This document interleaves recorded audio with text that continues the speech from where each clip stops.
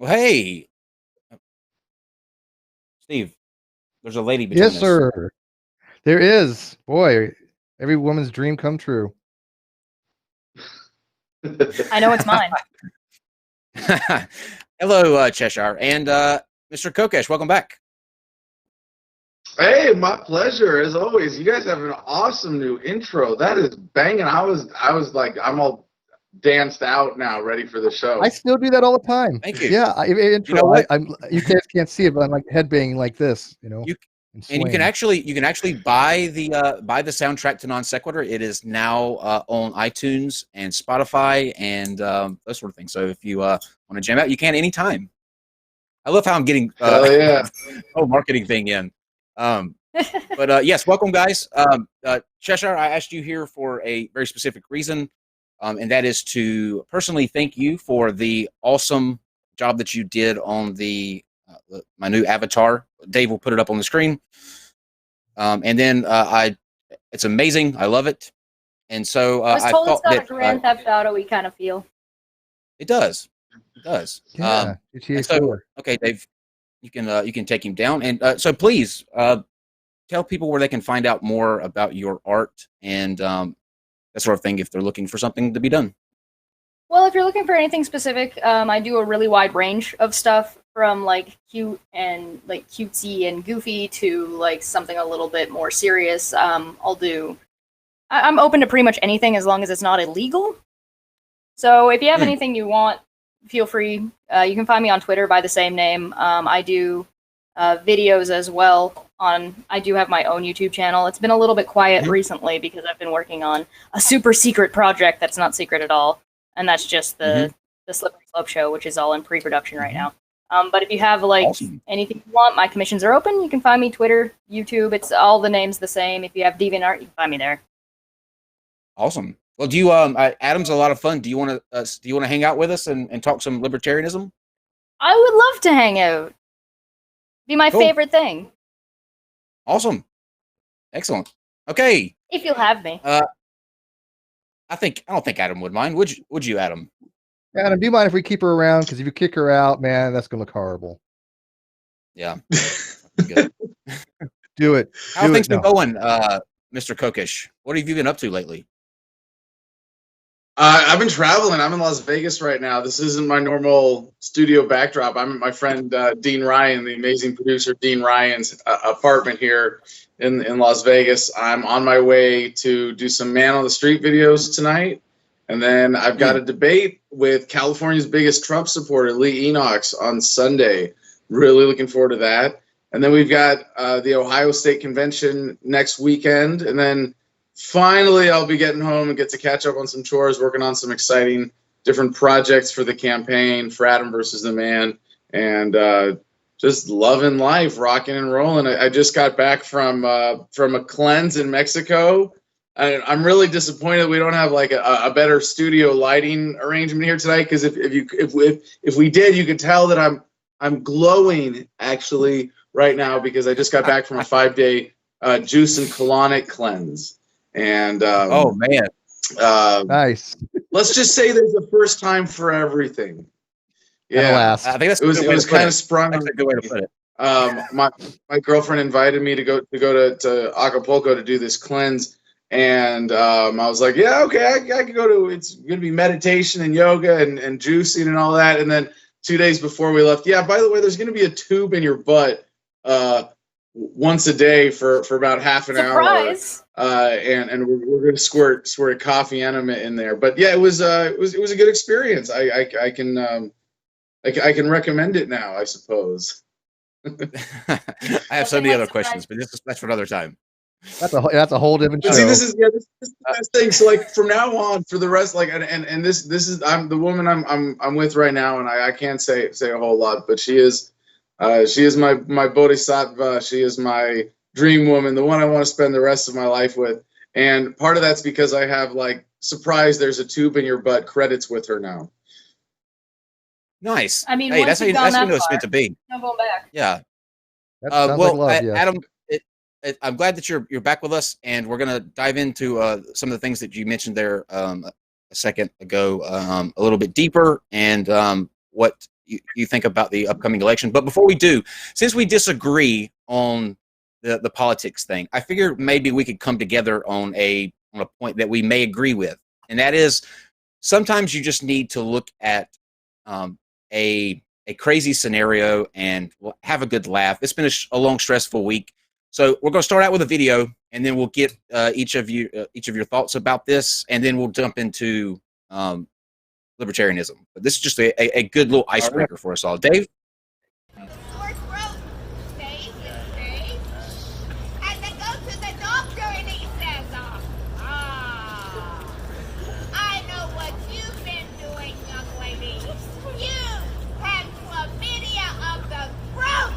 Oh my God! Did your mommy tell you not to let that boy put his penis in your mouth? You don't do that. It gets so much better. You let him put his penis in your mouth. Guess what? He'll do next. Next, he will start rambling on about a G-spot. He'll be taking a while if she'll let me put it in the mouth. Let me try the G-spot. Repeat. I want that hat. Don't seem to know. Am I right? She's styling while she's doing it. Oh yeah. It's always I'm not sure if her skirt is. there is no scientific. She has that particular cadence to her voice. It's very But he alluring. goes on like he's so intelligent. And it's all about you. We're almost to the good part And here. all he wants to do is ram his penis up your anus. Girl, You guys only want one thing, and it's the disgusting. anus is not a sex organ. Now, the I can't people confirm. need to know that the anus is not on the food pyramid. Food pyramid? All right, Dave. You can close it out. That's the best part. That's the best part about it. She Anus says is that not the on the- anus is not on the food pyramid. Pyramid. Okay. Maybe it should be. Yeah. Sure. Well, I made a few. that's another show. That's another show. So Adam, will you tell people what Adam versus the Man is? Because I've seen several of these videos, and are they sort of like? Did you say Adam versus the mayonnaise? Because I like to eat, but not that much. Yeah. I thought that was the series where you Okay. take on those impossible to open jars. No. Yeah. Oh, something. It's Adam versus the veganase now. Oh, you're going deep. Going deep. I have some pickle what is jars I Adam- need opening. What is Adam versus the Man? Adam versus the Man is my media production where I make videos and podcasts and blogs and everything else. It's sort of my catch-all brand for that. And it's, it's been something that's really got me through the years. Someone recently asked me, what is the man and what does it mean to be versus the man? And they were like trying to get me all pumped up and be like, it's about, hoisting the black flag and slitting some throats and, stuff like that. It's really not. And, it kind of comes from that. The man being anyone who wants to control you unjustly. And there's a sort of epiphany that you get to when you put it in those terms and you stop externalizing the man. And this comes from my understanding of government, is that it's a product of the paradigm. It's a product of the society. We can describe it as a leech or a cancer or a tumor on society, but it's something that comes out of the present paradigm. And similarly, the man is not some just totally external thing. The ultimate freedom is emotional freedom, internal freedom, mental freedom, psychological freedom. And so the man is something that really lives inside of each and every one of us. And beating the man inside and embracing that emotional freedom is what allows us to bring people in based on bringing value to their lives and saying, when I stand up to the man, I am free. When I stand up to the man, I am happy. When I stand up to the man, I feel like I have a sense of purpose and righteousness in my life. Much like the woman holding that sign, but we don't have to talk about butt sex. So it's We can. I'd like to say it's never come up on Adam versus the Man, but that would be a lie. Oh, I have to see this episode then. So what sort of what are some different situations where you take on the man? Like, in what way are you exposing that case? Well, a big part of, I think what we believe in as libertarians in terms of how we achieve a free society has to come about by living differently. So, I could talk about the actual, like, challenging the ideas. I do man on the street videos where I go do a Socratic dialogue kind of style, and I ask people hard questions and sometimes make them look silly. That's what I'm about to be going and doing this evening out on the strip here in Vegas, which is my favorite place to film because you have drug tourists from all across America, and they are expecting to be accosted on the street, walking around the strip. Always great characters out there. It's always a lot of fun. And so there's that kind of, there's sort of a couple different types of interviews that I do, and some are, helping people who are already in the mode of overthrowing the man to see that and to live more free. And it's like giving them the confidence and the courage and saying, yeah, you are free. Yes, your instinct is right. Yes, authority is bullshit. Yes, government is a racket. And then it helps them get to that point where the man isn't living rent-free in their head. And then there are people who I start asking these questions to, I always start with, hey, what's your name? Where are you from? And why are you here today? And it gets people talking, but it also gives me a sense of where this person is coming from, what kind of mood they're in, and what kind of angle I want to pursue with this interview. And sometimes I'll say, well, who did you vote for the last election? And they'll say Trump, or they'll say Hillary. Obviously those are the most common answers, unfortunately. And they'll want to defend that, and it'll invoke the man in them. So there's that. But then there's the externalized institution of government, of the man itself. And there's only so much I can say about what I'm doing in my own life to fight the man, for legal reasons, of course. But there are some things about my legal situation with the man which are very public. I have a court case pending in Texas that I'm defending myself. I'm having a lot of fun with there. I have a court case pending in New Orleans where we're actually suing a police officer there for wrongful arrest and assault and battery in connection with a not showing ID charge that I got in January, and beat. That one's dismissed. I don't have anything criminal for myself pending in that one. And then of course there's the ultimate, which is this presidential campaign. And every time I have to introduce myself as a presidential candidate, I throw up into my mouth a little bit. So you'll have to excuse me if you can smell that. But I really do die inside a little bit when I say I'm a candidate for president, because it's not really true. And if I may transition straight to the shameless plugs here. Yes, by all means. Can I work that in? I mean, what kind of shameless politician would I be? We're a capitalist show here. So I mean, the ultimate, overthrowing of the man is an assertion of your own autonomy. Your right to live free, to exercise your rights, with the only limit being the rights of others. Your right to form a community with whomever you want, based on whatever terms you want, rather than being forced into this giant one-size-fits-nobody but the government profiteers kind of solution. So this is where localization, to me, is the ultimate political manifestation of this. And if you want to say, you disagree with me on the politics stuff, I'm like what politics stuff, Kyle? I don't have any politics stuff. I'm totally anti-politics.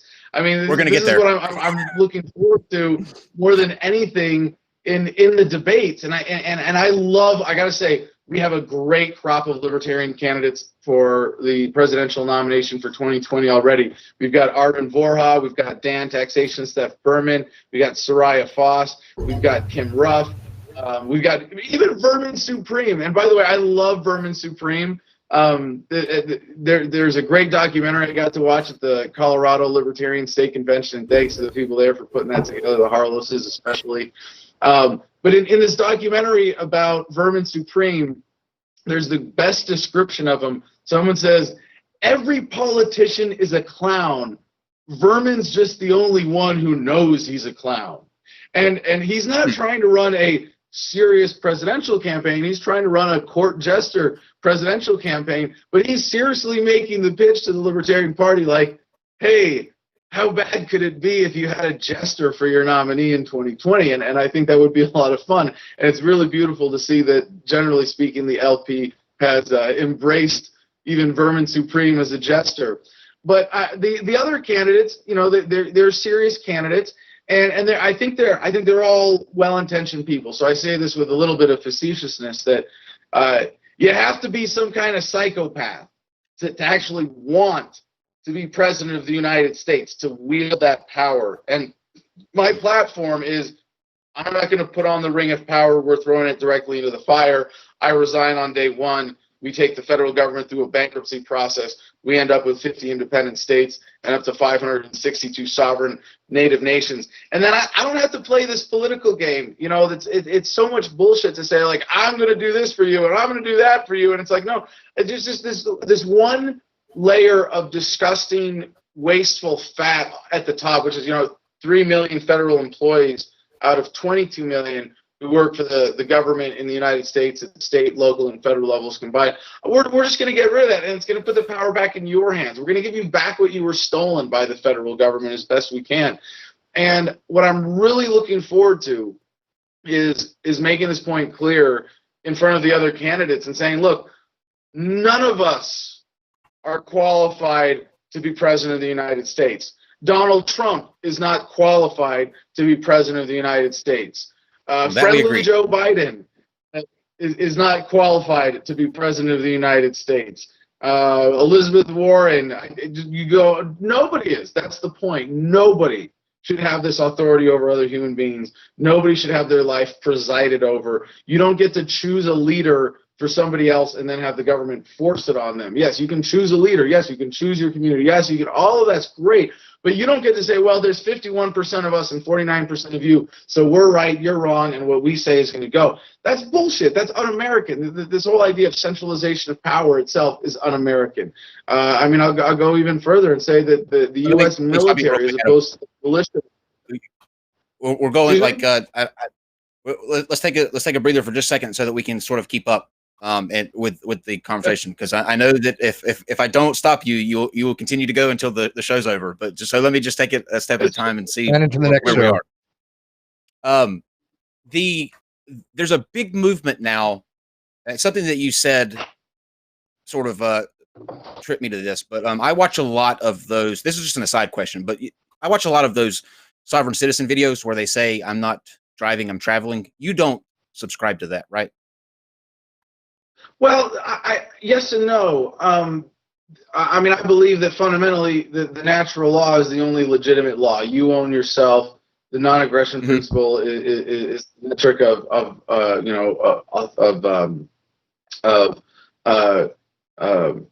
ethics, and there are lots of various ways to express that and say, no, you don't have authority over me. And a lot of these I kind of describe as in the category of technicalitarian arguments. Like, you can walk into a courtroom and say, oh, there's gold fringe on your flag, therefore we're under maritime admiralty law and your laws don't apply to me, and you called me in by capital letters name and not my real name, and I'm a person, not a citizen, and screw you, I'm out of here. And the bailiff is still going to point a gun at you or grab you and say, no, you're summoned here by the people with guns to appear before the man in the black robe, and you're gonna do what we say. So sometimes those work, sometimes they don't. And it really is a sort of technical argument in the face of the reality. And I totally support people using and pursuing a variety of those strategies. Now, if you're wondering, in my case, you might, there's something similar with what I did in New Orleans, where when they asked me for my driver's license, instead I read them this card. I don't know if that's if anybody can read that on screen. No, probably not. This is the back of my attorney's business card. I carry in my wallet. This is Michael Kielski out of Phoenix, Arizona. Great dude, Libertarian Party activist. It just says, I want my attorney. I invoke my right to remain silent. I do not consent to a search of any kind, not me, blah, blah, blah, blah, blah. I want my attorney present before and during any questioning and before discussing any waivers. Am I free to go? And so it's basically a more explicit legal expression of, am I being detained? Am I free to go? I'm not going to say anything without a lawyer. And what's really interesting in my case here is that I have 2 cases where I've used this exact strategy when asked for ID. And one time it worked perfectly. And that was at a Border Patrol checkpoint. My friend was driving my vehicle. We were both pulled out of the car because it smelled like weed. And then when I locked my stash in the, this is coming from California to Arizona, where California has recreational and in Arizona I'm legal as a patient. So it was really kind of a dumb stop to begin with. But while the driver was pulled out, I took my stash, I put it in the glove box, I locked it. I took the keys because it's my car, put them in my pocket. So they asked me to get out of the car and so they could search. They declined to search because they're like, well, we know your weed's in your glove box, but it's probably a small amount, so we're going to let you go and we're not going to tear up your car. But, when they came to ask me to identify myself, I read them this card and they said, no, you're being detained. And I said, okay. And they just said, well, we're detaining him, but he's obviously asserting his rights and not going to make this easy for us, so we'll just let it go. And it worked in that sense. Clear, beautiful example where, asserting, no, I technically have these rights and I'm not going to make it easier for you to fuck with me. They might, and maybe the cops were, maybe these were, I don't want to say good cops, but, not so bad or not quite evil cops. And, they decided to be nice that day. But then I did it in New Orleans and I got arrested and I did 3 days in jail. And it was a really fun story if you really want to get into that. But I beat the case in terms of the charge against myself by making that play and not cooperating. The whole time I was in custody, anytime they asked me questions, I said, no attorney, no questions. I made them carry me everywhere in the jail. I wouldn't, walk from cell to cell when they asked me to. They changed me. They stripped me, took off all my clothes and put me in an orange jumpsuit while I was basically going limp to not cooperate. And this is not now I get to. Yeah, so now I actually get to play this case and possibly get the policy changed. Were you, just out of curiosity, in New Orleans, were you detained for the same reason? Were you pulled over because were you searched because your car smelled like weed, or was there a different reason? No. Okay, so I gotta back up then a little bit here. We were in New Orleans for the book bomb in January. We delivered 200,000 copies of my book, one to every residential mailbox in the city. And we were doing water stenciling to promote this. And I got to explain water stenciling because this is like the coolest.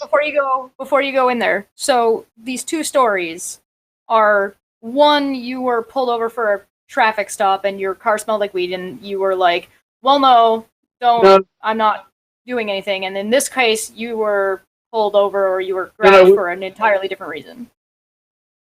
Yeah, okay, so it wasn't a traffic stop. The first one was a Border Patrol checkpoint. So one was a Border Patrol checkpoint where they know you're going from a weed legal area to a weed not legal area.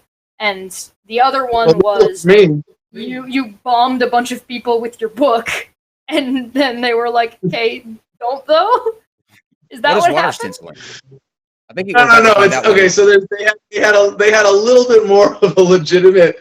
Like it just kind of it wasn't like that kind of aggressive singling out for political persecution there. It was we were doing this water stenciling thing, and water stenciling, if you go to my Instagram, you go back to January, you can find some really cool pictures of this. You take a piece of plastic, you go be as big as you want, and you cut a design out of it like a stencil, and then you lay that plastic down against a cement surface where there's a lot of grime, and believe it or not, government is not really great at maintaining their roads, and so they end up covered in grime a lot. You take a pressure washer and you spray through the plastic and the stencil and you pull it off, and now you've cleaned your design. It's like, you write "wash me" on a dusty car with your finger. It's like with a stencil and a neat design, doing that on grime on the sidewalk, and so you get your design in really light gray against a black or dark gray grimy background. And so we were doing this on the side of the freeway,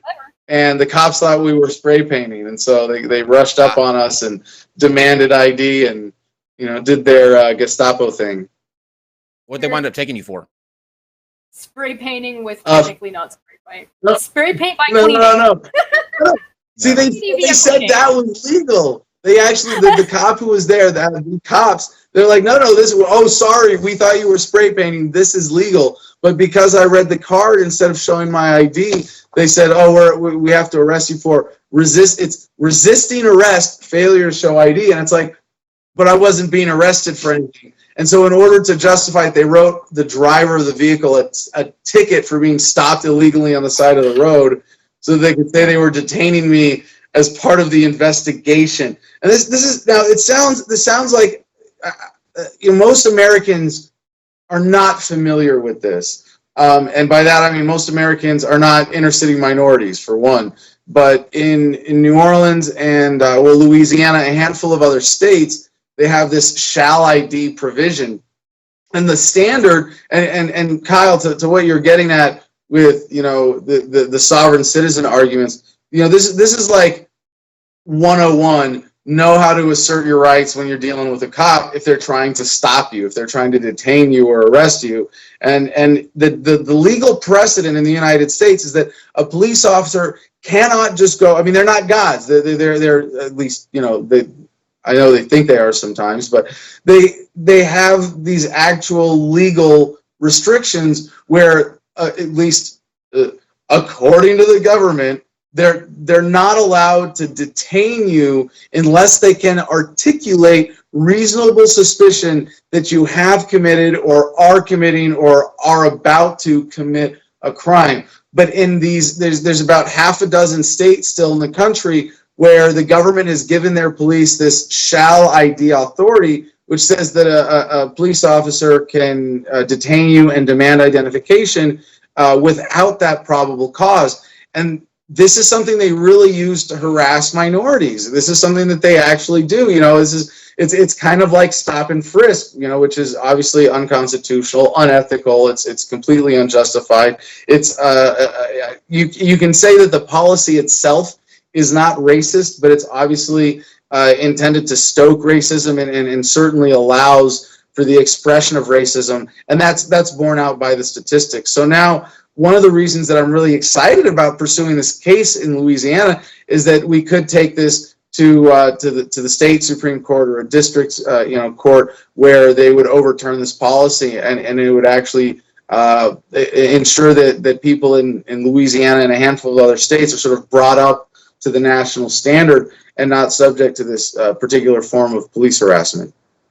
It has been, I will say there's another point that we agree on. Like there are cases where that is absolutely abused. And one of those cases was Turner versus Driver, not very many years ago. I think it was 2013, where that case was similar. Somebody was, it was an African-American male.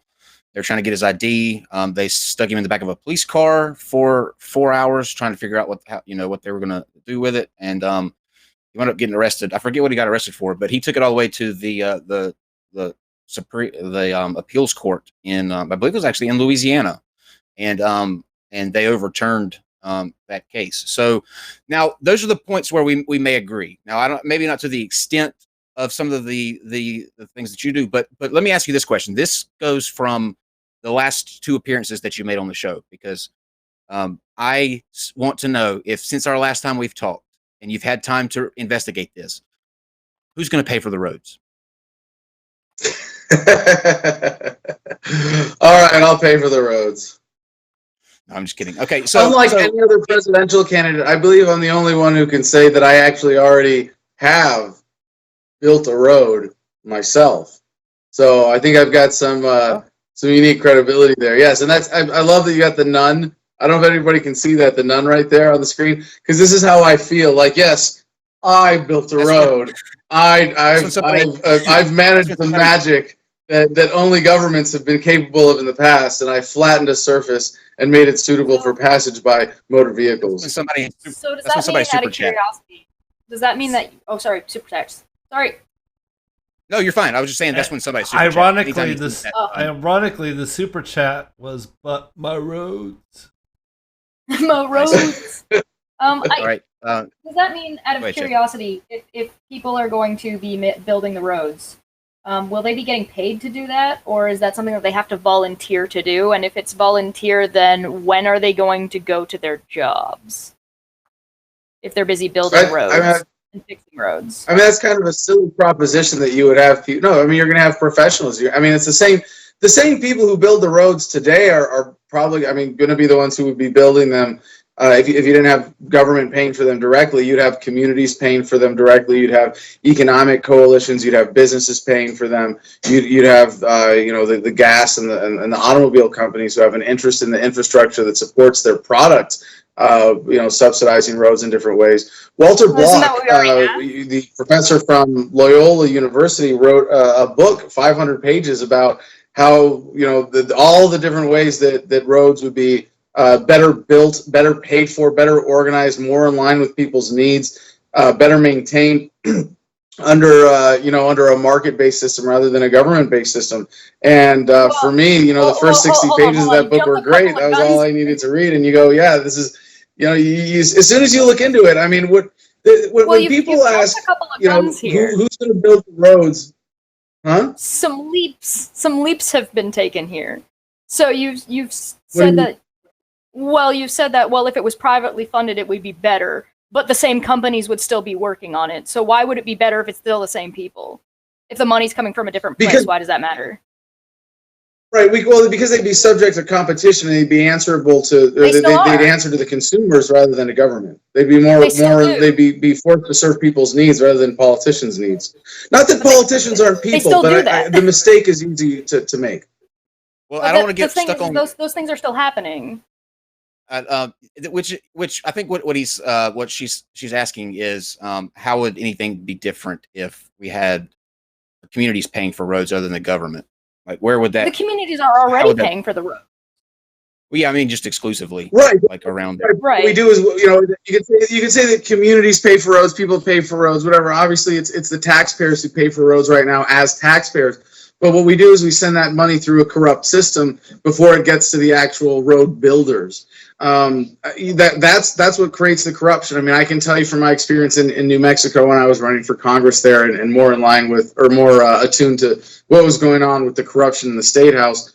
We had a Speaker of the House in the state of New Mexico who was overseeing road development and would specifically have interchanges and intersections put in near property that he owned, so that it would be it would increase his property value rather than serve the actual needs of the people. That's just the kind of obvious consequence of corruption. Whereas if you get rid of that corruption element in the middle, you're going to have those resources directed where people need them. But this is it's kind of the question that people are usually asking more is how do we manage the commons of the roads without government? And this is where my experience as a road builder is particularly relevant here, and it's really not that complicated. I own 10 acres in near Ash Fork, Arizona, and in that community, Juniper Wood Ranch, when it was developed from a 120,000 acre ranch and started getting parceled out to individuals for homesteading to develop the community there, to turn it into a community rather than just a cattle ranch, the standard was that you have to have a setback of 30 feet from the edge of your property where you cannot build in such a way that people can't use that space for passage. So the road, like for example, my road didn't exist when I bought my land. The land that I bought didn't connect to any existing road. So I had to build a road just to be able to get to it. Now, it's just a scratch in the dirt. It's not, it's nothing that exciting, but it wasn't that hard to negotiate the physical reality and say, okay, so I have to go through somebody else's property, but I'm going to go through the edge where they both have setbacks, and I have what's called an easement. I have a legal right to use that space in order to access my property. So if you take this from a natural law perspective, if I go out in the middle of nowhere and I put up a fence and I say, this is my homestead, that's fine, I can do that. But if I build right up to the edge of my property, I might be putting up a barrier where I'm using my land property to limit someone else's access to theirs, and that would not be a legitimate use of my property. So there's a standard here that the market would have, way better flexibility in determining than government. But it's really pretty simple. Just, I have a right to get to my land, and you can't use your land to stop me from getting to that. So it's not that complicated. We manage it, and where I live, we have all the roads, and I love it. 1 second, everyone. I don't want to get too stuck on rush because we went through that in our last show, but I wanted to put out here first. I spoke to Adam a little bit ago and asked him if he would be cool with people calling in, because I know every time we have you on, there's a lot of people in the chats that always have questions and want to ask you questions. So we're going to give you that opportunity. The lines are open now. You can call 1-313-666-7371, or that's 1-313 NonSeq1, NonSeq1. Yeah, those are the two numbers you can use.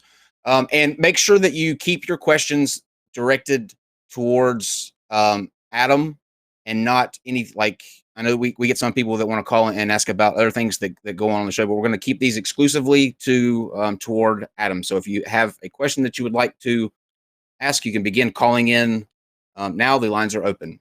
Are you running for president now?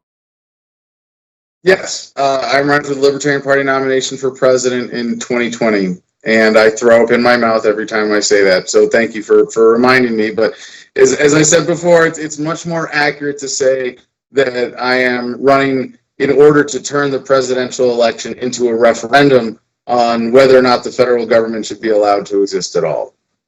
Now, that's while we wait on the calls to finish screening, my question to you is, how are you going to implement that? So let's say you win the election, right? And on the next day, you're going to disband everything. How are you going to make the Senate, the justices, all of that go away?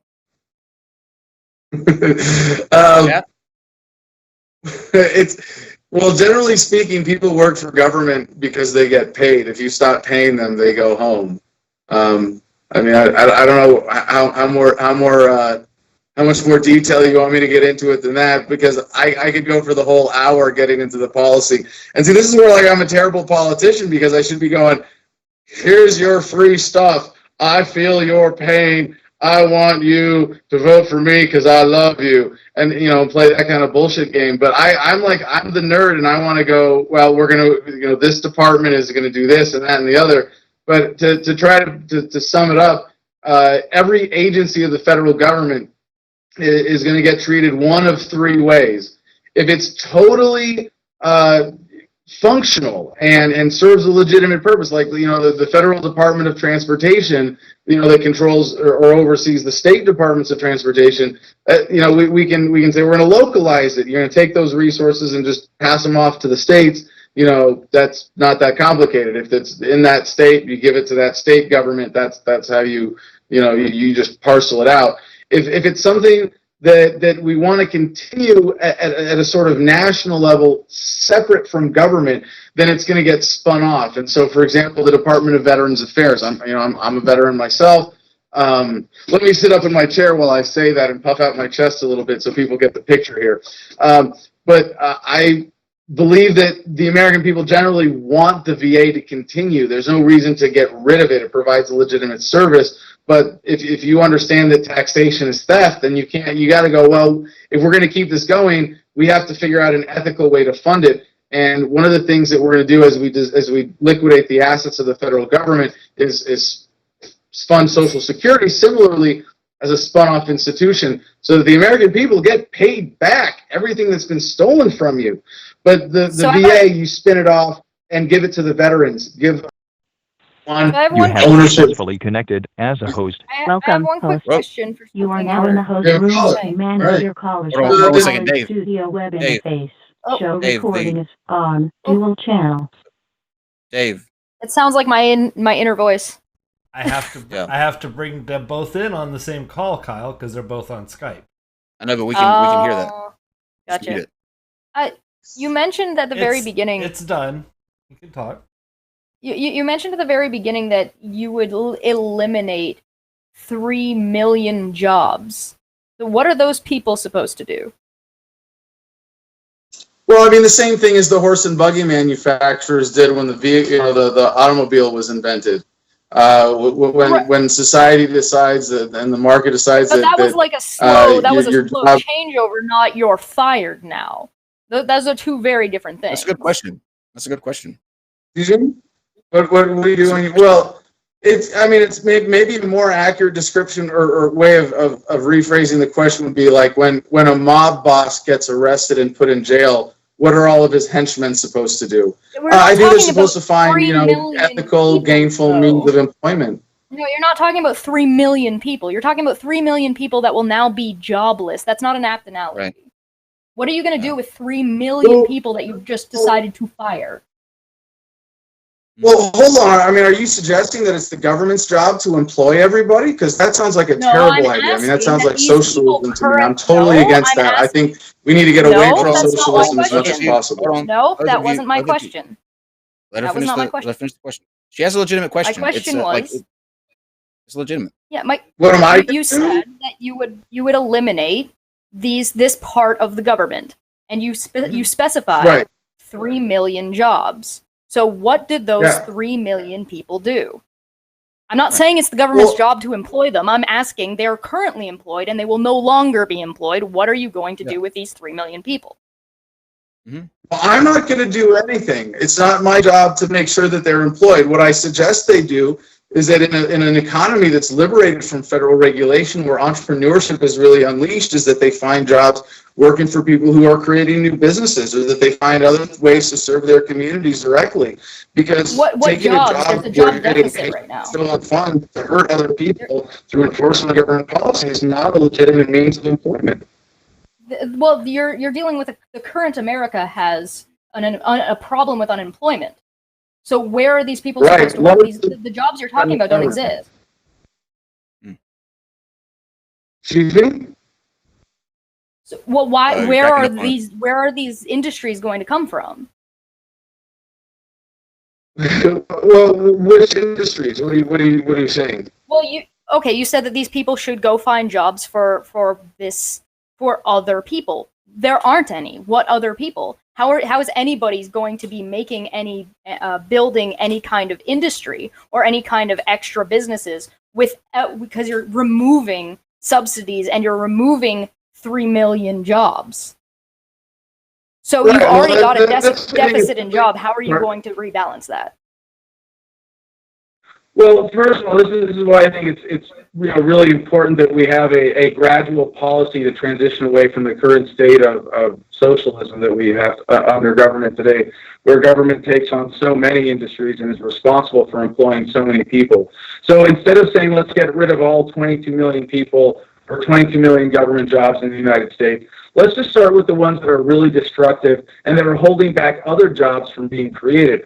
If you look at the unemployment problem in the United States, not from an immediate economic, partisan bickering, this policy or that policy kind of perspective, but if you really step back and look at it from a fundamental economic perspective, why do we have a challenge creating jobs? Why do people have a problem finding gainful employment here in the United States? Why are so many people on welfare and avoiding it and working under the table in the sort of Doesn't gig sound like you're economy answering my as question. opposed to having more full-time above-board jobs? And I'm not saying that they should. I think working under the table is a great way to avoid paying taxes. But the reason is because of federal regulation, federal taxes. If you've ever tried to start a business in this country, even a local business, you can't sit with us, right? Refresh, Adam. I'm not Adam, sure, refresh. I'm not sure. You're Huh? refresh you're coming in choppy. Sorry, I Oh. was referring. The chat asked me what my shirt said, so I was just showing them what it said. We're losing your signal. You might have to refresh, Adam. I can't refresh because I'm in Skype, but Oh, that's actually a lot better. Close out the call and then come back in. There you go. are we good now? Yeah, Seems well, okay now. Yeah, you seem okay. All What right. about the I think Cheshire that that was a really good question. I have a question though too with the military. Who's going to run the military? How are we supposed to protect the nation? Who is in charge of that?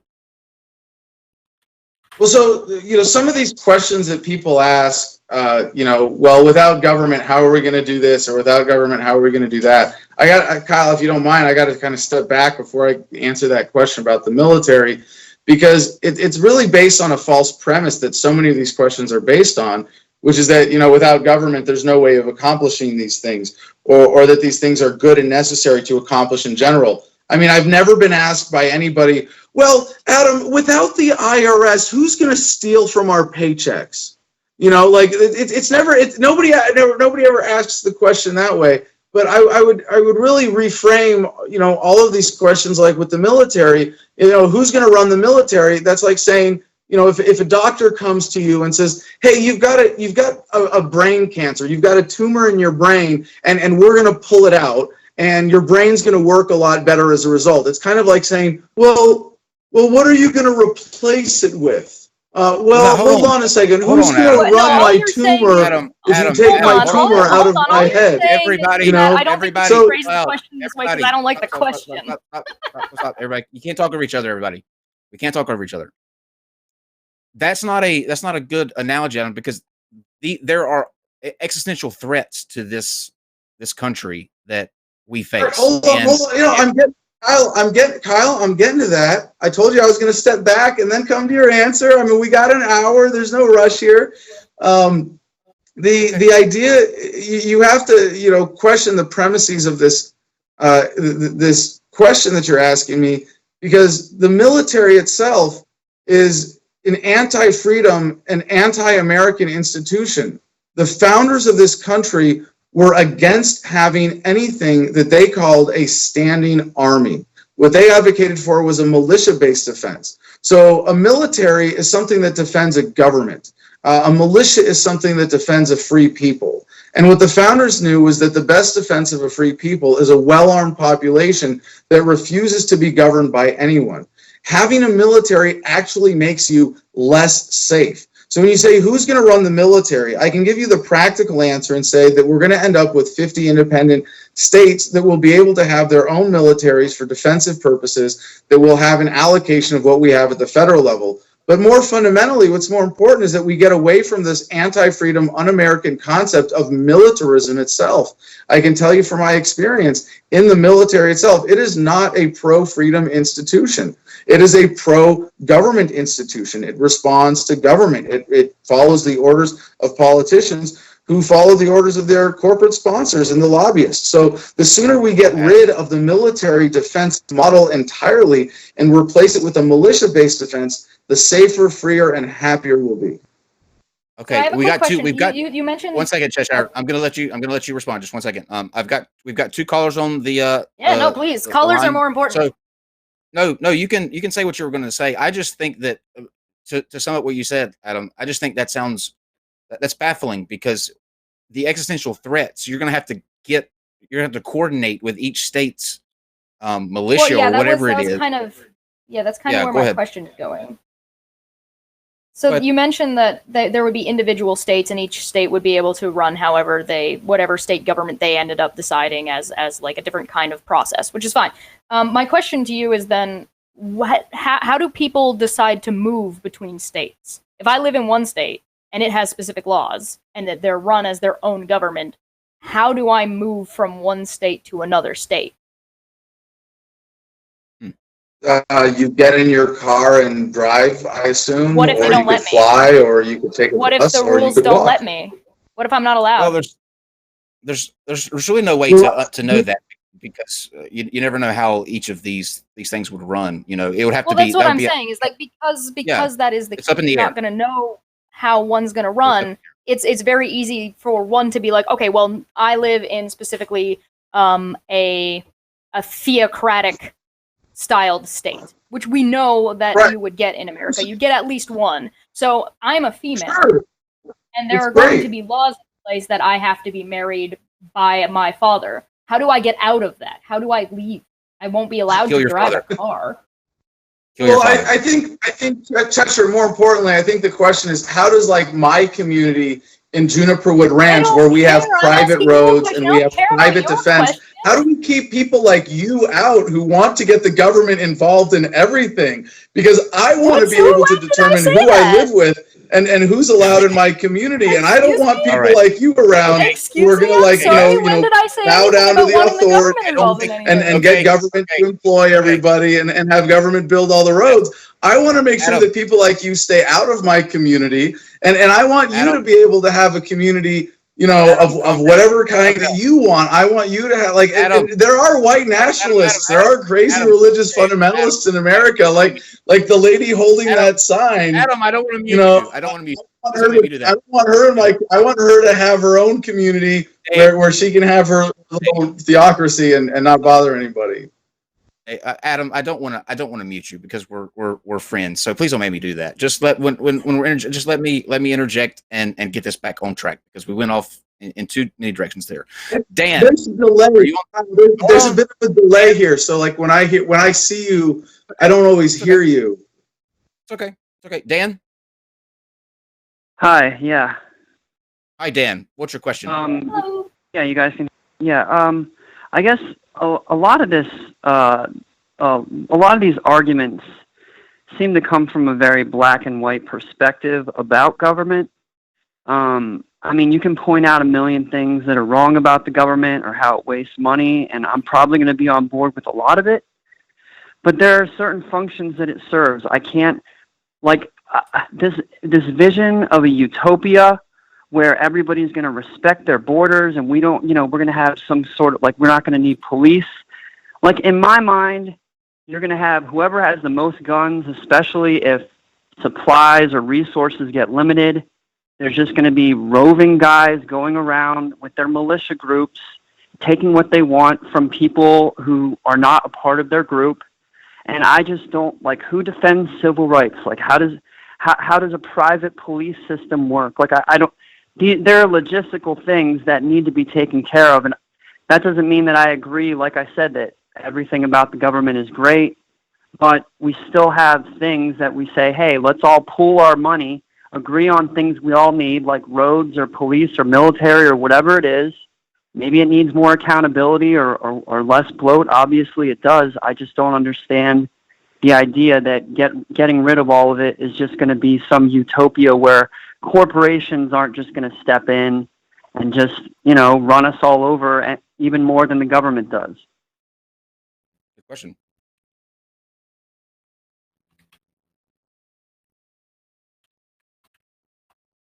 Adam? You want me to go? Good? Yeah, go ahead.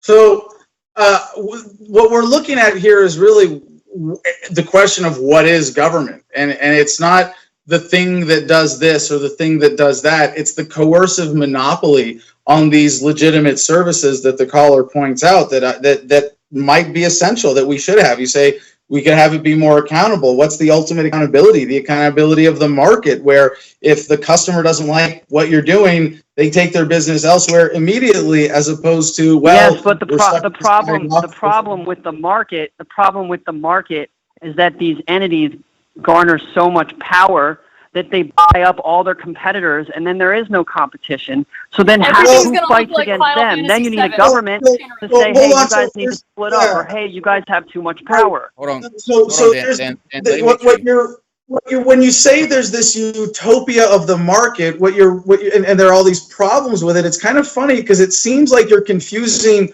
what I'm describing or what could happen with what I'm describing with the current reality. Because the current reality today is that corporations hire the guns of government in order to be able to walk all over us and concentrate power, if it wasn't for intellectual property, if it wasn't for corporatism, if it wasn't for all these government policies that support corporations, these problems wouldn't exist in the first place. So the utopia is the one that society is pursuing today, which is that we can use the guns of government, we can point guns at people, we can have a coercive monopoly, and we can say whatever the politicians say, the enforcers are gonna force on us, and that's gonna work out, because obviously that idea is failing. That's what's led us to this problem. Again, this is back to black and white. I'm talking about finding the right balance. The right balance between how much power the government has and who it's accountable to. Right, the right balance has to be determined on an ethical framework. You can't say, well, we need to have just the right amount of unethical behavior. We need to have just the right amount of criminals in society. We need to have just the right amount of... No, that's not what they're saying. I might be able to clarify for you a little bit, if you don't mind. I might be able to clarify. I think what the caller might be getting at, and correct me if I'm wrong, is how do you prevent a monopoly? Well, so there's a thing with monopolies. I mean, I asked these same questions. You know, when I first came to these ideas, I was still stuck in the status quo. This is how it's always been. How is it ever going to be different? These institutions, society is dependent on these. It couldn't possibly function without. But when you see the code underneath of ethics, then it just kind of makes sense that, yes, we should be eliminating all the concepts of coercion that we have in the world today, in society, and that government is fundamentally a coercive institution. So I'm not an anarchist saying you can't have anything called government. I'm just saying if you're going to have something called government, right, it has to adhere to this basic ethical concept of. No, I agree with you.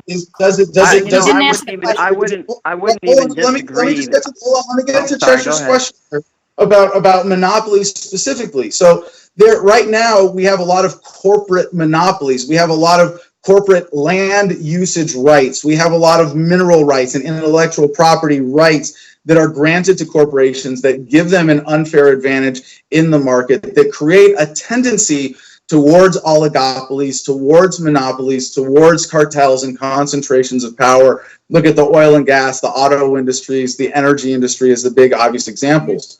But the question is, when you say, what do we do about monopolies? There's nothing wrong with a monopoly that's natural or voluntary as long as it's subject to competition. So, like, I have a monopoly on atoms. That's a monopoly. You're not addressing what the question is. The question was, how do you prevent an unhealthy monopoly? I agree with you. There are problems with the government. We all agree that there are problems with the government and that there are things that we can fix. However, you are proposing a different way of doing that. What way are we going to prevent those negative monopolies in your system? Yeah, the bad ones. Well, it's not that you won't have to prevent them. They won't happen in the first place because you won't have the violence of government giving them an unfair advantage. I think that's the most important thing is that you look at the real root cause of the problem that we're talking about here. And the problem is not too much choice, too much freedom, too much accountability. It's too much special privileges granted to corporate entities by government through lobbying. Yeah. Well, I can get off here in a minute, but I guess my whole thing is that I think that government is a tool, and it can be used in a variety of ways. There is coercion involved, but I think coercion is okay because if we all agree that something should be a certain way, then coercion has to fit into that equation in some way. My biggest issue is that I heard something like 26 lobbyists for every congressman in D.C. I think that the fact that our system is bought and sold by corporations is the problem, but taking that tool away, taking government away and just saying, okay, now corporations can just directly fuck us. They don't have to go through a government. Now they can just do it straight to us. I don't think getting rid of the government is going to stop these people influencing our lives. I think that we have to make the government work for us. That's a valid point. I think that's a really, I mean, I appreciate the perspective because I used to have that myself, and it took me it took me years to accept that peace is possible, that we can organize society without coercion, without violence, and that we're going to be happier when we do. And we talk about corporations, you know, screwing people over. It's not that they're going to be able to, without government stopping them, they're not going to get to use government to screw us.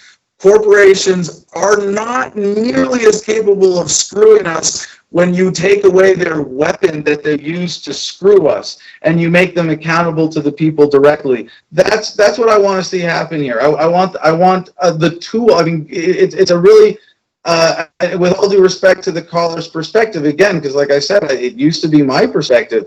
The government is not a tool that the people use to restrain corporations nearly as much as it is a tool that corporations use to protect themselves from accountability, and that they use to gain special privileges, and that they use government to screw the people. And I don't want them to have that tool anymore.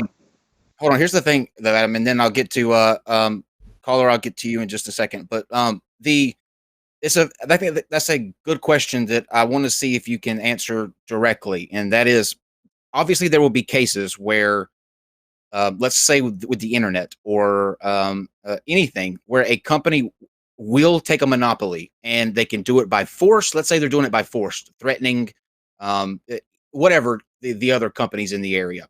Who's going to step in and stop them from becoming the monopoly that you described as negative, as a not a good monopoly, one that is preying on people and taking advantage of them? What agency or who comes in to cut that off or to break that up?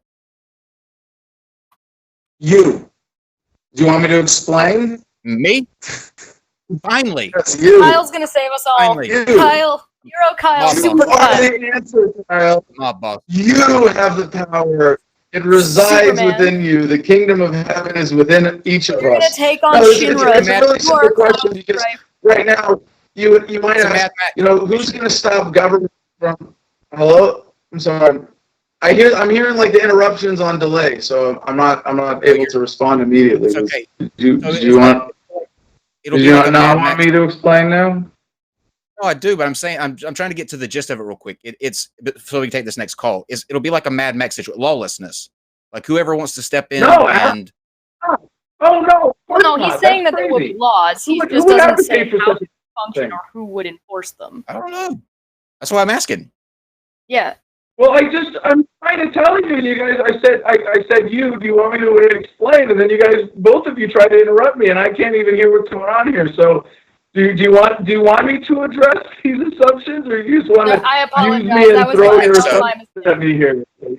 I I think so. apologize. That was my mistake. I made a joke. That was my Well, bad. I mean, if you guys want to tell, if the message of the Non Sequitur show is that government is good and necessary and righteous, and we need to use force and violence to organize society, and we're only having Adam Kokesh on so we can make fun of him and cut him off and not let him explain stuff. Well, That's cool. Hang on. I'll take Hang the on, publicity. Adam. You know, people can Adam, go Adam. read my book if they really want answers. They can go to my website, thefreedomline.com. They can Adam. actually stop and think about these big Adam, subjects. You know, because they're Dave. not Adam, good for sound bites. Adam. I don't think you're being number one fair there or honest, because I don't think you really think that that's what I'm saying, or that we had you on to make fun of you. Number one, none of us have made fun of you this entire time you've been on. We've been very respectful, and we're asking you questions that are legitimate questions that anybody who has a functioning brain would ask when you're talking about dissolving the government. And all I'm trying to get you to do is answer the question like directly, and you keep going off on these 30-minute tangents, and we lose the answer.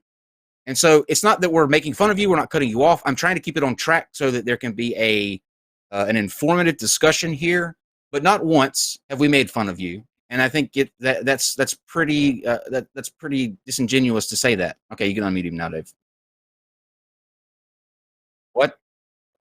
You have to unmute. Adam, you have to unmute. Unmute.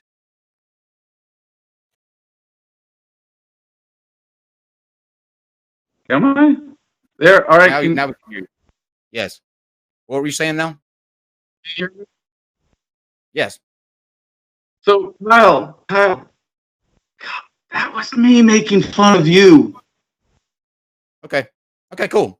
Well, good. I'm just saying, like, I don't want, there's two things here.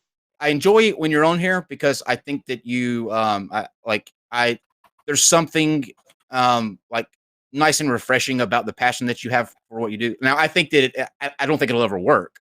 And you know this, that I feel this way, but, like, I don't want you to think that you came on here for a joking thing or for us to make fun of you. That is not the intention. And we've just been sort of asking questions that are No. okay. Okay. I'm making fun of the interruptions. Can I do that? Okay.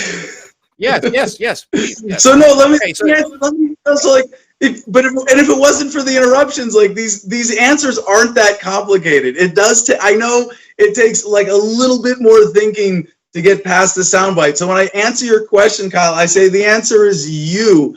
The problem with the society that we have today and all the violence, the consequences of violence in government, is that generally people support it through voting, through tax paying. Or rather allowing taxes to be stolen from them. There is a certain amount of consent that happens for any large organizational effort in society at all. So when you say, like, what's going to happen for them when a telecom company tries to violently oppose the monopoly or create a monopoly or use violence against another company in order to have a monopoly, the answer is you as a consumer. Because right now, if we had Donald Trump running on for re-election in 2020 on the platform of we're going to bomb Iran, like the John McCain was singing, bomb Iran. We're gonna.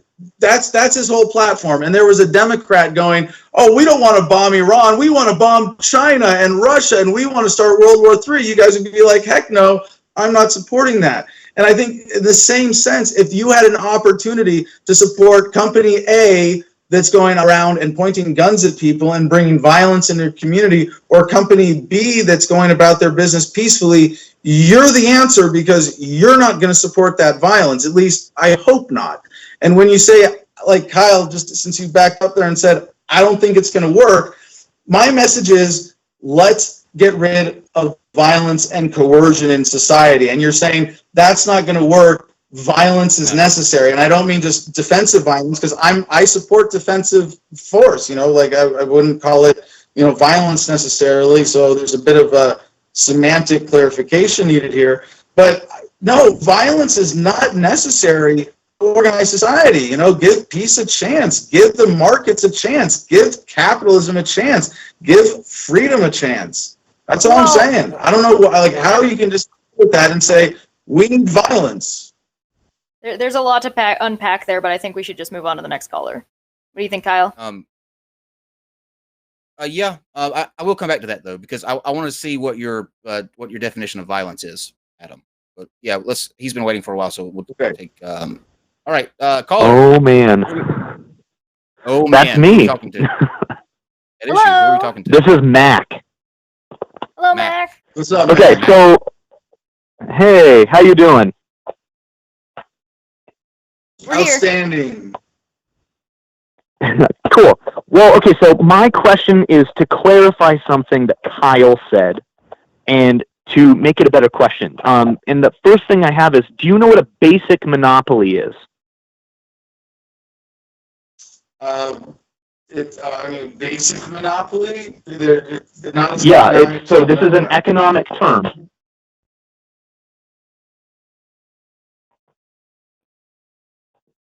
Hello?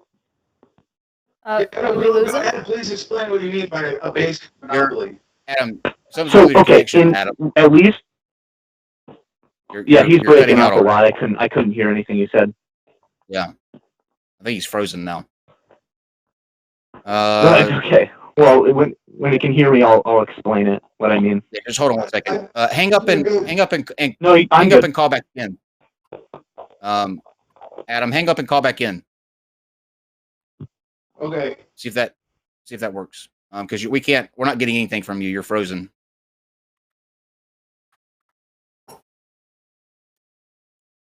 Whew. All right, let's see if that worked. Is that better? Now, yeah, much better. Okay, go ahead, Matt. Okay, so what I mean by a basic monopoly is when you have something that has such a high entry to enter the business that another business cannot compete with you. So, for example, when you have a telecom company that has, so I live in Montana, right?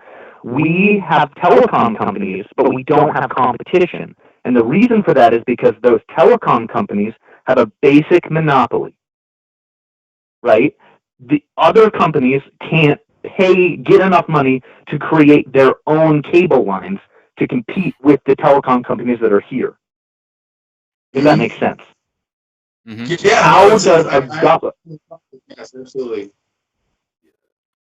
Now the problem is that sure that your idea is great, except for when we talk about roads, except for when we talk about telecom companies, except for when we talk about all of these things like water, electricity. All of these things require government to help facilitate so that you don't have one company coming in, creating a monopoly or inheriting a monopoly, and then no one's able to compete with them to make their business worth using.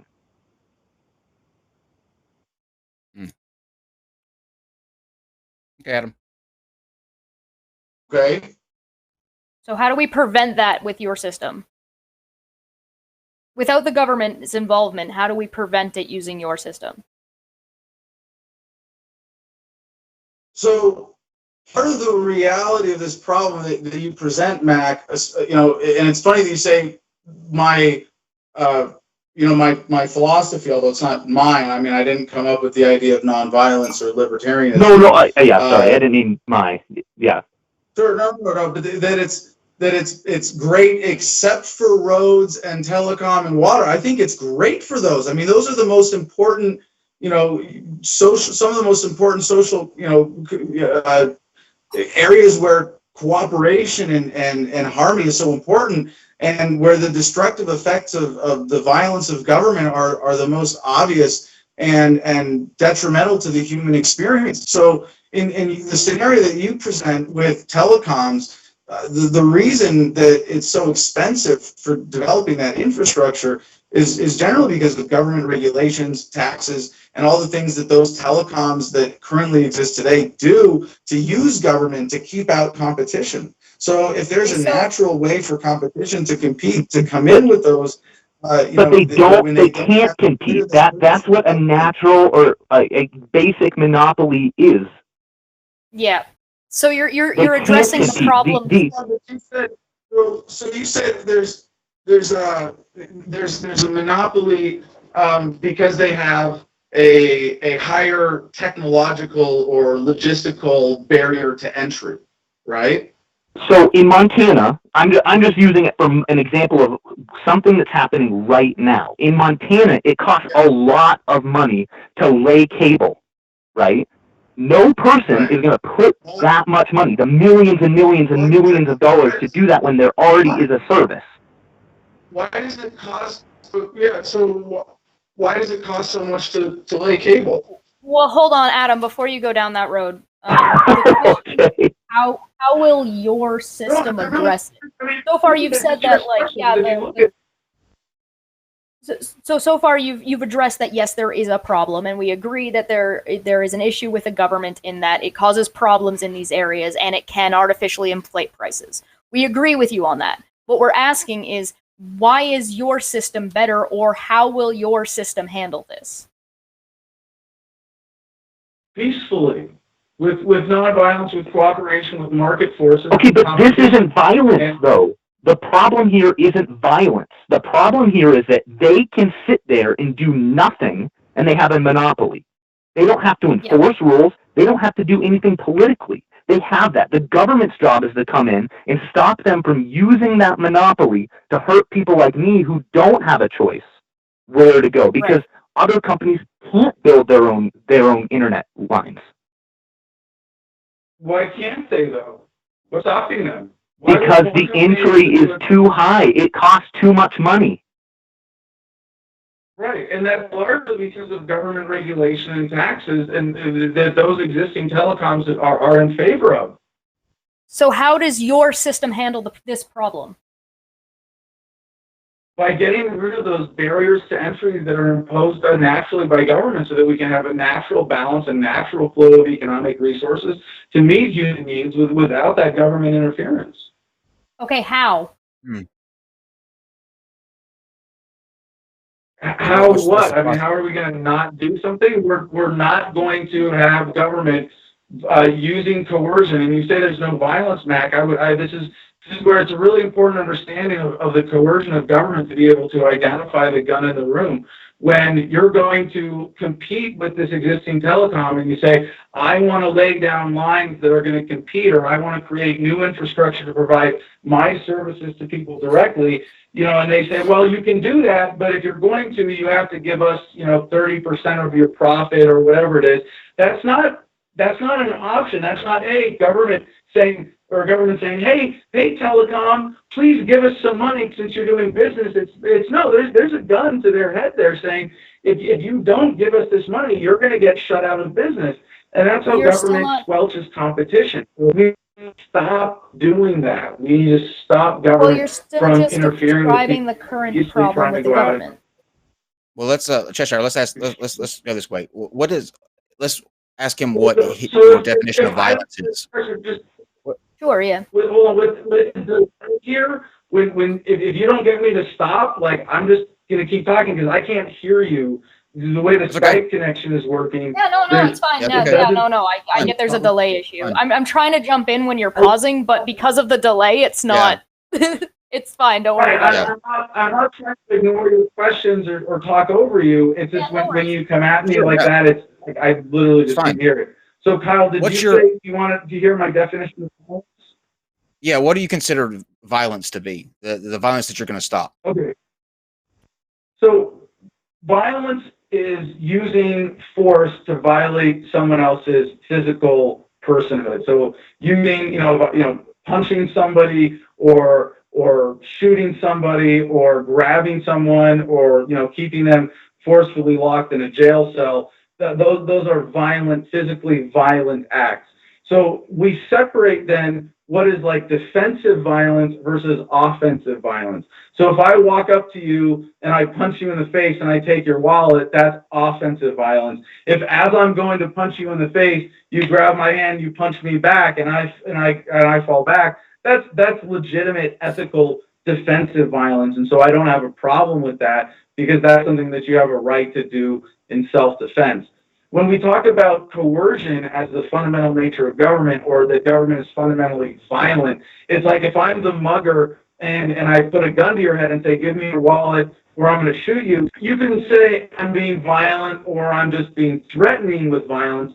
And that's kind of a semantic thing. It doesn't really matter. But basically, that's what government does, is that threat of violence, is that coercion that's behind everything that it does. And in some places, there is legitimate coercion. There's legitimate defensive, threats of force where we say, if you threaten me, I'm going to use violence to defend myself, and that's okay. So violence can be legitimate or illegitimate, but when it's the government, you get a few instances of police officers actually using violence in some way that's legitimately defensive. But when you talk about what government does and all of its actions being backed up by coercion, 99.9% of the violence threatened by government is not legitimate. It is coercive and unethical. Okay, we got one more caller that we'll take since we're pushing close to the time. So the other callers, I'm sorry, we just had to go in order here. But this says David. Well, hello, Kyle. How are you this evening? Good. How are you? Pretty good. You're looking sharp. Steve's looking better than normal. Thank you, and I'd agree. What's your question for Mr. Kokesh?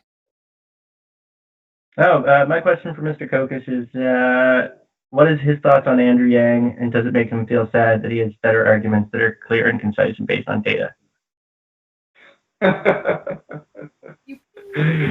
Well, I would have to disagree with the premise of your question here, and that while his arguments may be clear and concise, the data is incorrect, because the proof that we have throughout all of human history is that violence is never in the best interest of human happiness. I think it's unfortunately ironic, kind of sadly ironic, that Andrew Yang's concept of the UBI is being called, he's calling it the freedom dividend, when really it should be called the dependence dividend.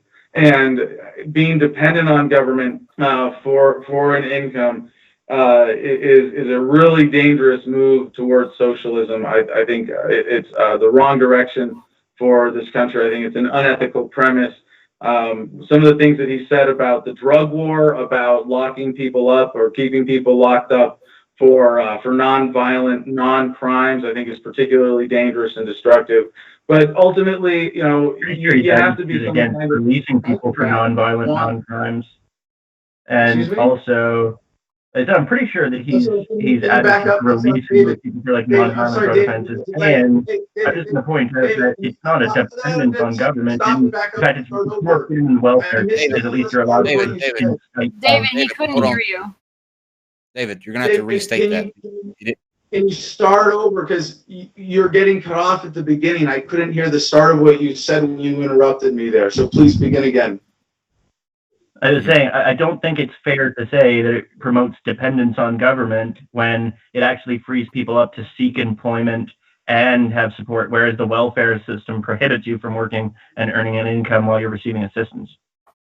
So it certainly has that particular advantage of welfare. If it's not forcing you to not work in order to get it, I get that advantage. But you can't say that that's not dependence on government if that's your only source of income. And I know for a lot of Americans, that would be their only source of income. Right. So would you just rather them not have an income? Of course not. That's ridiculous. I'd rather people have everything that they're worth. Okay. How are you going to assess people's worth when there aren't enough jobs to go around for people because of automation? I'm sorry. Can you say that again, please? How do you fix that with automation being the thing, taking out jobs, like the job going down because of automation? Yeah, well, this is something that has been studied extensively economically that Andrew Yang is particularly wrong on, that automation is going to cost us jobs in the long run. It's sort of like saying, well, we can't have the automobile because it's going to put the horse and buggy manufacturers out of work. It's really and I get back to that example. But as automation frees up labor from more mundane tasks, it liberates humanity to seek more fulfilling work, more creative work, and that's what I'd like to see. This sort of fear of technology is kind of ironic, and I don't know how Yang plays this both ways, so I might be missing something in his message. But being very pro math, I love that slogan. I think that's brilliant. Make America think harder. Yes, I'm all about that. And if you think hard enough about economic history, if you actually study how things have worked, how innovation has helped make humanity a better place, you know that new technology creates more new jobs than it destroys. And this is something we should be looking forward to, and we shouldn't be afraid of. And I think this kind of fear-mongering about technology is not helpful. I don't see any of it as fear-mongering. Any last minute? Anything else? The basic fear-mongering that I've heard from Andrew Yang is basically just automation is going to cost us jobs, therefore we need the government to provide us with UBI. Am I misrepresenting something with that? Is any of that inaccurate, or is any of that hyperbole? Yeah. I'm sorry, I couldn't hear either of you when you were both talking there. Yeah, there's quite a delay. Yeah, that's a pretty small portion of his platform, actually. He has 79, I think, at least. Pretty well thought out platform policies, not just UBI, so it's a bit of a straw man on his position, but that's all right. I wasn't trying to say that was everything. Just if that one point is accurate, that he says we should be, automation is going to cost us jobs, therefore we should have UBI. I think that's a kind of fear mongering, and I'm not saying that's everything. It's more that the types of jobs that automation is going to cost us aren't going to be easily replaced, and the people employed in those sectors aren't going to be able to upskill train at a fast enough rate to fill the gaps that are created. It's there's more nuance to the argument. It's not just fear mongering. It's looking at the actual situation and saying what is going to happen when there's displacement in these large markets, from the driving industry, fast food to delivery services and all sorts of things. Does account for a large portion of jobs. I might be able to jump in and kind of make this a little bit analogistic, or draw a parallel here. Andrew Yang is saying that, oh, we're going to lose jobs because of automation. We should do something to make sure those people are okay. And you're saying, I'm going to fire 3 million people. Come. Yeah, because automation is going to fire. How is what he's saying fear mongering and what you're saying not? And it's going to create more jobs. This is so there's a natural fear of change, especially when people are dependent on a current paradigm, when people are dependent on jobs. And part of the message is don't be afraid. Don't be afraid of change. Don't be afraid of new technology. Don't be afraid of new opportunities. Don't be afraid of finding your own value. Don't be afraid of standing up and saying, I'm a human being and my life has value, and I don't need someone to take that money from someone else in order to assert my value. I can assert that for myself. I think that's really important. So to say that, what you're doing is let's take care of people. Yeah, I want to take care of people too, but I want them to be taken care of by nonviolent institutions rather than that are flexible, that are based in ethical standards, that are based on meeting people's needs in harmony and cooperation, rather than a centrally planned authority that people are going to become dependent on for their very livelihoods. I think we've seen this fail throughout human history. That it's been tried in various ways. And it's had very dangerous results. So I can't support a system that's fundamentally coercive and unethical when there's a nonviolent peaceful alternative readily available. Here's the because I know we're running a little bit late, but here's the final question I have for you. I think I'm pretty safe in saying this, that you don't support Donald Trump, right? So here's the question that I have for you.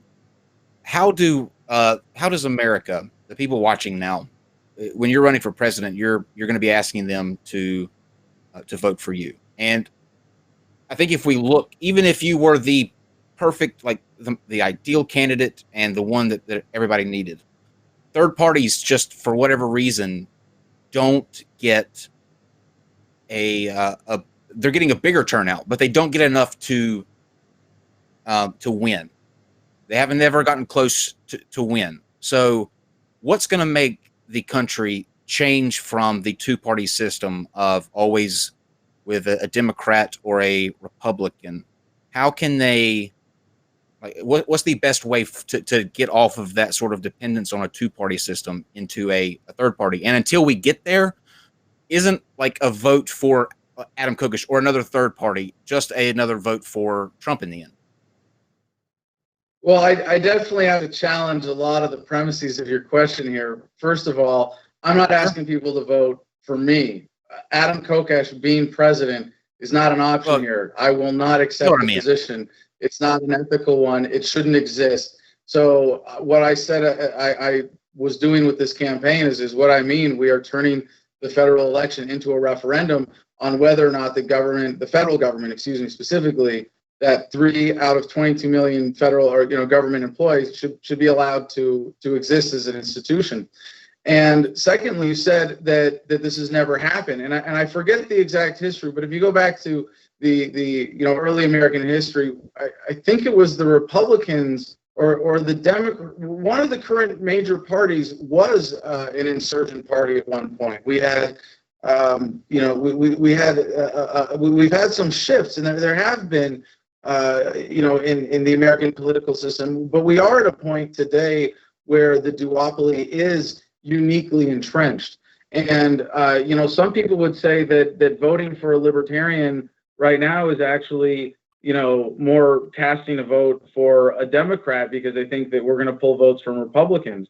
Some people would say it's the other way because they think we're going to pull more votes from Democrats. And it really could go either way depending on who the nominee is and how we're able to get out and present ourselves in the mainstream. But in terms of why the Libertarian Party, it's because it's the party of principle. It is on the membership cards. It is the one thing that you have to take as a pledge when you join the party. And I encourage everybody to join. Please go to lp.org. That's Libertarian Party, lp.org. And you can join, become a member. The only thing that you have to do is check a box that says, I oppose the initiation of force to achieve political or social goals. That's what makes us the party of principle, the party of ethics. And so what I see happening in this, and I don't think that a libertarian is going to win in 2020. I know this is sort of heresy among some libertarians, but I think it would take a black swan kind of event. It would take people, really having to engage in conversations like we're having tonight, but with some patience and thoughtfulness and some, bigger historical perspective to be able to bring to this and see all the ways in which violence and coercion and institutions based on violating individual rights have failed us miserably over and over again through human history and have led to wars and democide and all sorts of evils of government, of human experimentation, of locking up millions of innocent people, of just ruining economic opportunities, of stifling the potential of the American people. And looking forward, we're not running on a political platform as much as we're running on an anti-political platform. If politics is the conversation of who do we point the guns of government at to organize society, the libertarian answer is nobody. Can't we all just get along? Can't we respect each other's freedoms at least? Can't we embrace what it's supposed to mean to be American Alabama? and say, if No, we you want can't. to live in a socialist community? I'm sorry? I said, have you seen Alabama? No, we can't. Yeah, right. Well, that's the thing is that so you don't want to respect other people's rights. I hope that you'll change your mind over the next year and decide that it's okay if people are different than you and want to live a different life and want to live in a different community and want to have different standards, and we should respect that. If some people want to go live in a theocracy, let them do that. If some people want to live in a anarcho-socialist commune, let them do that, as long as they're coming together ethically and they're not forcing their ideas on anybody else.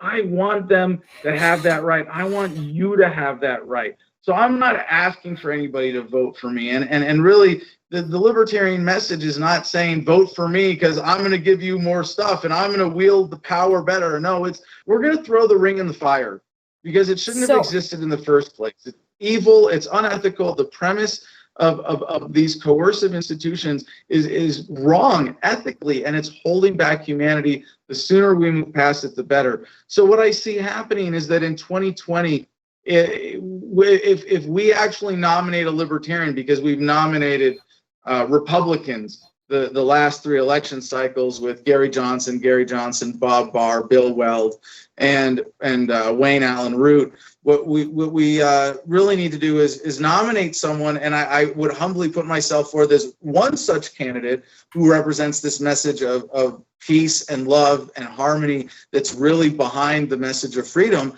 And if we plant the flag on this idea in 2020, as opposed to saying, well, we're socially liberal and fiscally conservative, I think we can crack 10%. And if I'm correct, if this is an idea whose time has come, if the American people are ready to lead the world forward in freedom again, to have the final American evolution or revolution, if you will, of localizing government, of respect for individual rights, of living up to the promise of our founders, then I think we're going to be able to do this in 2024. And when we do, the American people will say overwhelmingly, yes, we want freedom, and we want to respect other people's freedoms too. So I have just one last quick question before we wrap up here then. Since you seem to agree that people should have their freedoms in Alabama, that people should be able to live their lives the way they choose to live their lives. So if the Alabama state government is okay to pass that a woman should be forced to carry a baby to term, no matter the circumstances, currently, the government is what is standing in the way of that happening. So if that government isn't there to protect those people in your system, how do you protect those people? Or do they have to protect themselves in some way? And if they do, what way is that?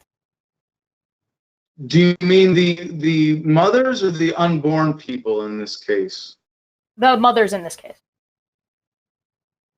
Sorry, you said the mothers and the unborn? Who's going to protect? No. Okay, so just the mothers in this case. Like you said, they should be able to live their lives however they choose. So, right. In the current system, the government is standing in the way of Alabama being able to actually enact these laws. So, like that, one of the bits on it is that a woman who miscarries could be charged for murder. So, if that is the case, what is to protect those women, and in your system? And if it is that they need to protect themselves, how do they go about protecting themselves from that? Mm-hmm. If I was a woman and there was someone in my community who had enough support in the community to threaten me with violence for exercising autonomy over my own body, I would leave. How do you leave?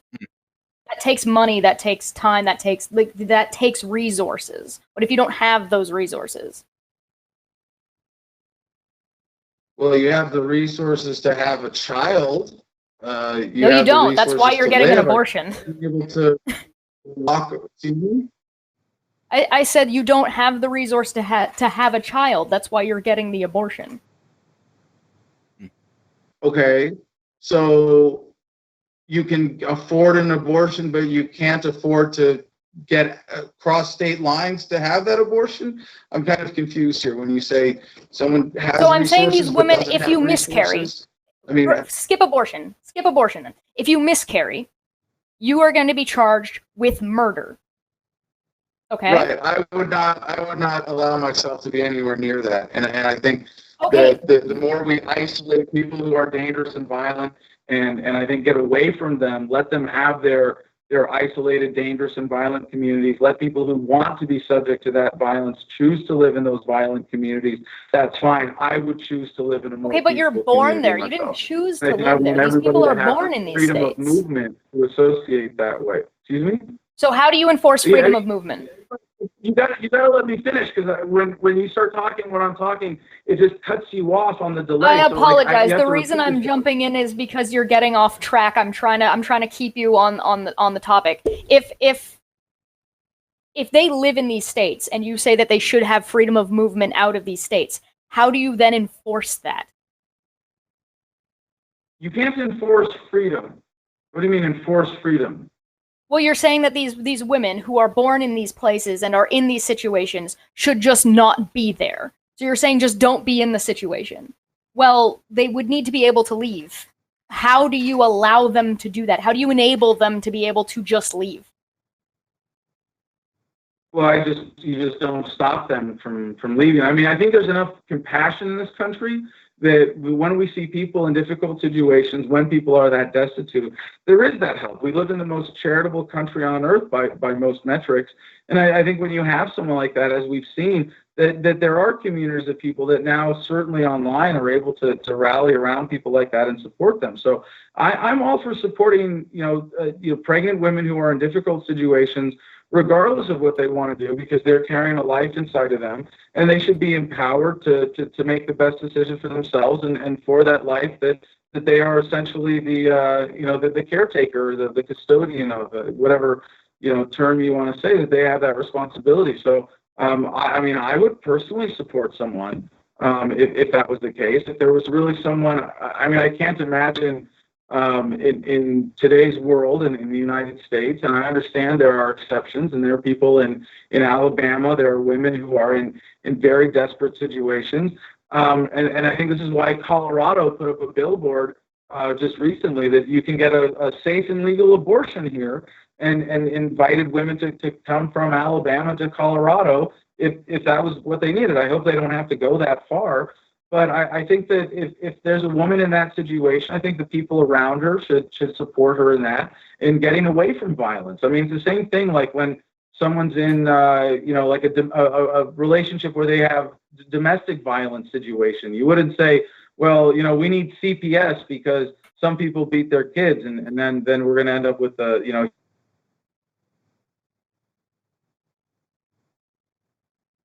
Nope. Did we lose him? Is that just on my end? Adam? Oh, I think Skype just decided to eat itself. I think Skype has had enough. Had enough tonight, and we've abused it. Calling back, Dave, getting back on so we can tell him bye.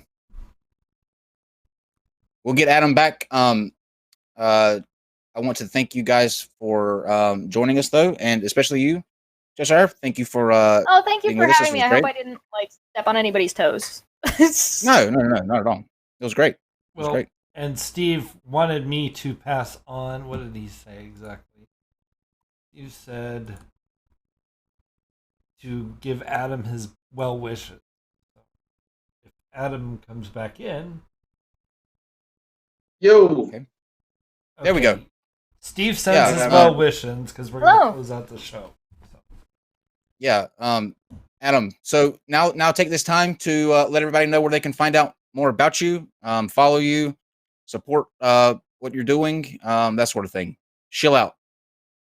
Go crazy. All right. Well, Kyle, if you're really gonna let me cut loose here, I gotta say this has been a lot of fun, and I appreciate it. I'm sorry that my making fun of your interruptions was not understood earlier as just teasing. Okay, man. And I'm all for these conversations. I think this is great, and I really appreciate what you guys are doing. And before I plug any of my stuff, I want to say that while the hosts of this program might be advocating for certain unethical things that in terms of a promotion of government, I want to say that Cheshire and Kyle and Steve, they do a great job of hosting a conversation where we get into these important topics, and especially in the era of controlled media that we're in right now, where we're still, as a society struggling, I think, to realize the potential of the internet. It's so important that if you made it to this part of the program, if you're listening live right now, do something to support this program, support Kyle and Steve and Cheshire and everybody who makes this show possible, because it's a great conversation, and it's a huge part of elevating the conversation away from the talking points, away from the bullshit. And so I'm sorry tonight that we had a little bit of a technical challenge with the delays with the Skype and the connection, and that made things maybe a little awkward, maybe sound a little more hostile than they were. It's not awkward. I think this whole conversation. It's not hostile at all. Trust me. We've had people on this show have seen hostile. Yeah, it's not hostile at all, and it wasn't awkward. You were fine, man. It was just a I didn't read the joke well. That was my fault. The interruptions made the interruption joke difficult to understand. Yeah. Yes, exactly. So, maybe there'll be an opportunity we can do this live and in person sometime, and we can keep the conversation going. But more importantly, please support independent media, and don't just when you turn on the TV and you see Fox News, you're giving them your attention to watch commercials. You're paying their sponsors with your attention. And when you watch a show like the NonSequitur show, that's not the case. And you should make the same deliberate, conscientious effort to provide that value, to put money in the tip jar, to share their stuff, to subscribe to them on Facebook or YouTube or whatever it is that's good for you for connecting with them. So please do that, and let's keep raising the standard of conversation and around these issues. So for my part, if you want to go to my website, it's thefreedomline.com. And this is where I'm an irresponsible guest, and I'm going to have to run across the room really fast. It's okay. What a salesman, I had to go get my notebook. I can grab my a fancy copy artwork of a sticker that's the Freedom logo and has my website on it. We can zoom in there. Hopefully, is the camera going to make that legible? It says thefreedomline.com. You can, and by the way, I got this logo tattooed on my back, and I was the 4th person to get that tattoo. So if you want to be the 5th, I wish I could say like free milkshakes for life or something, but I don't serve milkshakes. So If you do, but if you get this please tattoo, Twitter me that picture. Yeah. Anybody All who right. gets a tattoo of this, please at me on Twitter and send me a picture. Of the tattoo? Oh yeah, Yeah. no, absolutely. Anybody who has this tattoo, please at me on Twitter. Well, do you want me to just show you now? Sure. I mean, I could. It's not. Sure. Show us. Yeah. It's fine. First Yeah. ever baby. presidential strip show on the NonSequitur show. Woo! All right, okay. I need some people like, you know, making it rain over here to make this work. Now we'll do this real quick. We can see Hey, can we play exactly what can we I'm play a track talking of the, about here. Oh, damn. Jesus! That's big. Oh, you I did wasn't get that tattoo. expecting it that big. So I Is that the had a first time- fan is that who's the a first time- tattoo artist who said, "I'll the first time give you've you ever one heard day that? of work, you know, for free because I appreciate your activism." And I said, "Well, there's really only one tattoo that I want, and it's going to take a whole day." So we did, and it was 14 hours. And you know how in the Native American Sundance ceremonies where they hang by their skin and they go into a trance. I don't want to assume that it was like that, but it's what I assume that feels like. This was by far the most painful thing I've ever done. And it was at the last 2 hours of it, I was in a kind of trance. So anyway, the importance of this is that there's someone who loved this book so much that he said, "All right, I'll give you a day's tattooing for free." But you can get it at the Freedom Line. You can get the book for free audio book, free in every digital format possible, and without having to remember how to spell my funny last name, which is right there. Kokesh. You can go kokeshforpresident.com, or you can find all that through my main site, thefreedomline.com. And I'll just plug one other thing here, about myself. And that is that I have a YouTube channel that I'm not really active on right now, but I'm going to be reactivating soon with over 75 million views. And a lot of people who want to get into these issues, you know, like Cheshire and Kyle and Mac and David and even Steve in prior episodes, you know, that you want to throw these questions at someone who's representing a different worldview. But the reason these questions are intriguing is that you hear my answers and you go, well, that doesn't really work with my worldview. That doesn't really fit with what I understand. But there's something to that. I got to figure that out. Yeah, he's right. Government is coercive and violence is never in the best interest of human happiness. So how do we what is he onto? And you don't come to this understanding of the world through, you know, flame wars. Like I was thinking, you know, that video that we started with, that woman talking about, you know, with the Jesus banner. I've never heard anyone say, yeah, I was converted to Christianity because there was this lady yelling in a park about anal sex. Like, not really effective evangelism there. You know, similarly, you know, me having this conversation with y'all here tonight, you kind of put me in the position of being the crazy lady with the banner going, yeah, we'd be better off without the federal government. But there's a deeper idea behind that, and I don't want to say, well, you better go read the Bible, Sonny. But no, it helps if you take the time to really get into these issues the way that they deserve to be considered. And so most people who I've heard convert to libertarianism because of my work have done so by binge watching my YouTube channel over a weekend and spending a few hours and skipping around and doing the research for themselves, you know, looking stuff up, checking the Wikipedia articles, checking the original sources, making sure that what I'm saying is backed up by fact and then coming around. So I encourage people to do that and to take the time and to keep researching. The last thing I'll say is that the Libertarian Party nomination for president is decided by the delegates at the National Convention in May of next year. There are no relevant primaries in this process. It's just about getting your people who believe in your message to come and support you at the convention. And whether you agree with me or not, I think Kyle and I think even Cheshire, and I know Steve would endorse my campaign in the sense that they'd rather have someone like me on stage with the national debates rather than another Gary Johnson or kind of boring libertarian, someone who's going to actually challenge the status quo and elevate the conversation as they are with this show. So I'm presumptively endorsing myself on behalf of the hosts of the Non Sequitur show. And on that note, good night. Thank you very much, Adam and Cheshire, but Steve had a prior commitment that he had to get to. So Cheshire, it was good that you were here, and I appreciate you. I'm a taking helper. on that responsibility, coach. Thank you again for the drawing. Check out Cheshire's Deviant Art, and where can they find you again, Cheshire? You can find me at the name in the YouTube. I'm at the same name on YouTube. I'm at the same name on Twitter. I'm at the same name on DeviantArt. You might have to adjust the number of Qs that are at the end. There's either 1 or 2, depending on where you go. Or find me at the Slippery Slope Show. Soft launch is for September, but if you want to go follow us now and give us a hand in pre-production, that'd be fantastic. Short and awesome. Sweet.